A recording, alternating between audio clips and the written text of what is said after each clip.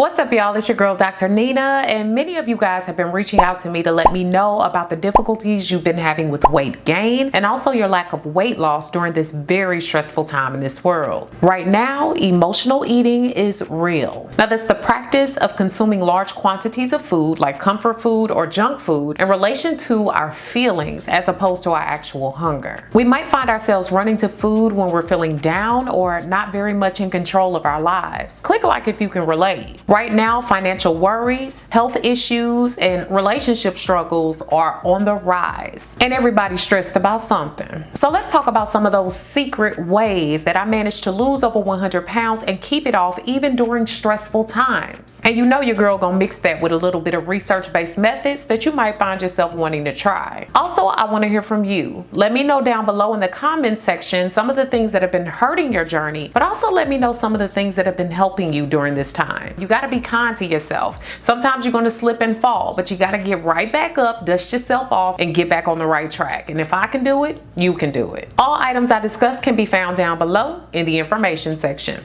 Let's get into it.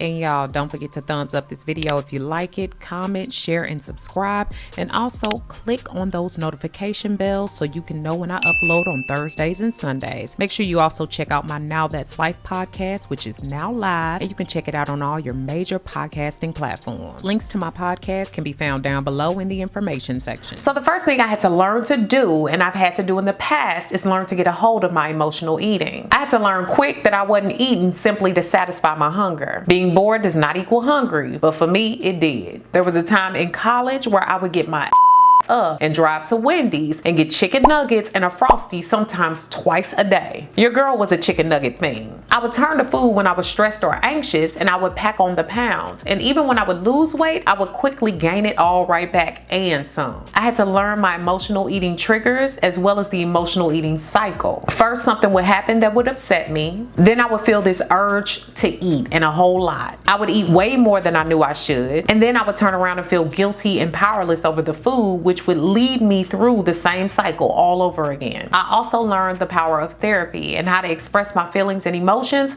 without involving food. I had to work around having low energy or when I was lonely or bored. So I'm no different from none of y'all. I ain't superhuman. And with the political climate, the racial inequalities, also that Rona, and being in a house with food all the time, y'all, it gets stressful. But a way for me to address some of these mental health as well as life balance issues right now has been Noom. And I want to thank Noom for sponsoring today's video. Now, I know y'all have seen their commercials somewhere. I know I had. And as a psychologist and a person who has lost a lot of weight, I was really interested in this program, and I'm glad they gave me the chance to try it out. They're a disruptor in the healthcare industry by using cognitive behavioral therapy, or CBT, which your girl knows how to use, in order to prevent certain things and also to create some real behavioral changes. This means that we over there exploring thoughts, feelings, and emotions.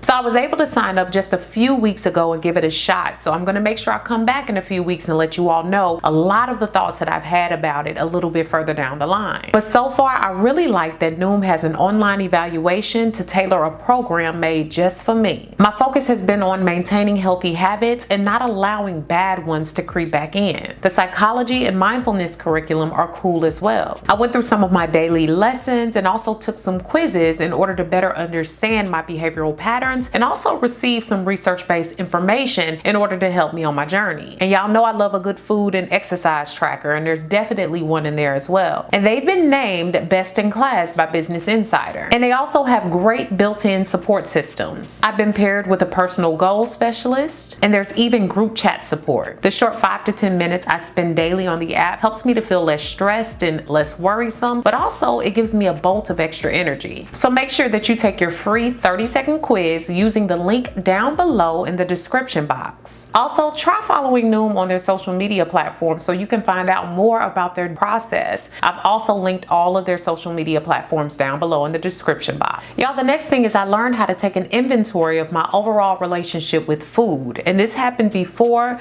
during, and after my weight loss. This process can get hella deep and painful, y'all. Some of us don't realize that we got deep issues stemming from our childhoods. I can remember being told to clean my plate all the time when I was a child. It's kind of hard to break out of that. I can remember attaching good behaviors or even a bad day with getting a sweet treat in order to help me feel better. I can also remember the first time I was called fat, chunky, or even pleasantly plump and how that made me feel. And y'all, when I started to get my real world experiences as a melanated woman and literally found myself getting micro and macro aggressions thrown at me all day long, it stressed me out and it literally led me to the fridge sometimes. And believe it or not, constant comments about your body or being urged to lose weight all the time by your family and your friends and your parents can definitely mess with you mentally. But it's important to deal with those things and uncover the inner issues so you can give up on the yo-yo dieting and figure out what's keeping you stuck. This moved me into spending time with myself, getting to know me, liking me, and actually spending time on self-care. And therapy also helped because I was able to uncover a lot of my hurts from my past and attach them with some of the unhealthy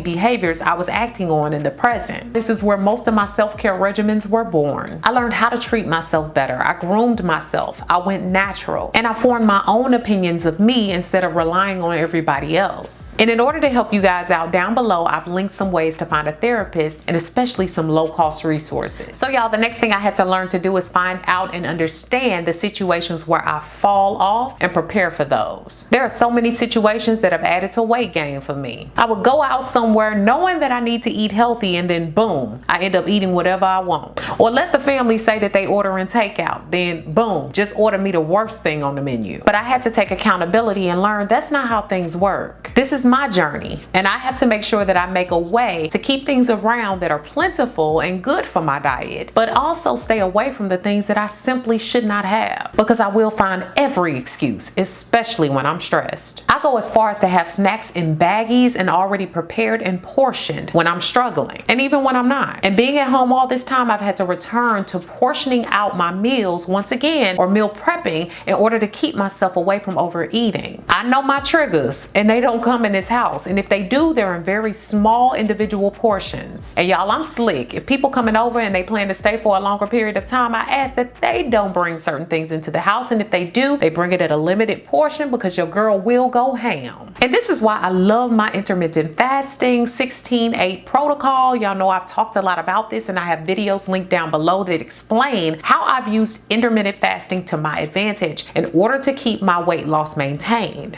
But basically, I have an 8-hour eating block. The other 16 hours, I'm fasting. And because I eat between the hours of about 12 to 8 p.m., this gives me a cutoff time, and I know what I can do and I know how to portion my food out. So make sure you check out those videos down below. Y'all, with my health overall, I've had to figure out my why, and this motivates me more than anything. Getting down to the bottom of why you want to lose weight or maintain healthy habits is very powerful. One thing I've always done is taken time to write down my why on the different journeys in my life, and this has always been very powerful for me to look back on to know what I did this for. At the top of the list, I used to just say I wanted to look better. And look, that ain't vain. Some of us just want to look better and feel good about ourselves and what we look like. But I learned that that reason alone never kept the weight off for me. And even at one time, I thought that people would like me more, be more attracted to me, never considering even how I felt about myself. So I had to ask myself why these things were important and why I wanted to look better. And reasons became more meaningful, like I want to be healthy long term. I'm adopted, so I didn't want to find out that I caused myself health complications by being obese. And I want to have a future family and be around for them. And look, at one time it was as simple as wanting to feel good about myself while wearing a tank top. I just wanted to know what that felt like. The why changed the view of my journey, and it keeps me motivated and dedicated every day. The next one is hard. I had to stop lying to myself, and I also had to stop surrounding myself with people that only supported me in my bad habits. I used to say stuff like, oh, I don't really eat that much. Or the famous, I don't know why I'm gaining weight. I don't really eat that bad. Or I usually only drink water. Or I work out all the time. Usually I wasn't using facts to come up with all of that. Writing down what I eat and tracking my exercise helps me keep track of my goals and also account for what I'm really doing. I've used used everything from a notebook with pens to high-level apps to do this. I've also made use of my Apple Watch and other gadgets I've shown you guys in the past to keep me excited. The idea is to pinpoint areas where you need to improve, but you got to keep it real with yourself. And I had to learn to keep people away or at arm's length when they consistently disrespected my healthy journey. You know, like those that always have something to say that's definitely not needed, those that purposely sabotage your efforts. Now let's get this right. I couldn't expect that people would just jump on board with my good habits after years of bad habits. I had to give them time to see what I was doing and also show them that I was really about that life. But y'all, after years of growth and a person still overreacting when you say you want to eat something healthy or they putting your journey down, it ain't nothing to cut that off. Y'all, at different times in my life, I had to learn to be flexible and not perfect. When I lost weight, I had the 3 no's: no money, no trainer, and no real diet. I had to learn to dedicate myself to studying my body, figuring out what would work best for me, and stop comparing myself to other people. So I recently did a video on binge eating and emotional eating, and I've linked that down below for you guys. But one thing I learned is that perfectionism can actually lead to overeating because you feel like you haven't met the mark, so you might as well give up on yourself. This can also lead to fluctuating weight. What I had to learn is that I have to be able to live. If I want to have a piece of cake, then I'm going to have a piece of cake. Now, I'm not going to have one after every meal, but I'll just go back to eating how I normally do. I also had to stop punishing myself for other people's standards. You know, the folks that say things like, oh, you having some cake? Wow, you gonna gain all your weight back. Or, oh, I don't know if you can eat that. Or this one, oh, you look like you gained a few pounds. I simply stay on track and keep myself away from being extreme. And sometimes we fluctuate a little bit. That's due to water weight gain, medications, hormones, that time of the month, a certain type of exercise routine you're engaging in. It can really range. But perfect is boring, and what I choose to do is not going to be the same thing anyone else does. And it shouldn't be. I mind my business and I mind my body to stay healthy. The next thing is I make exercise my morning routine, and I make it fun and about what I like.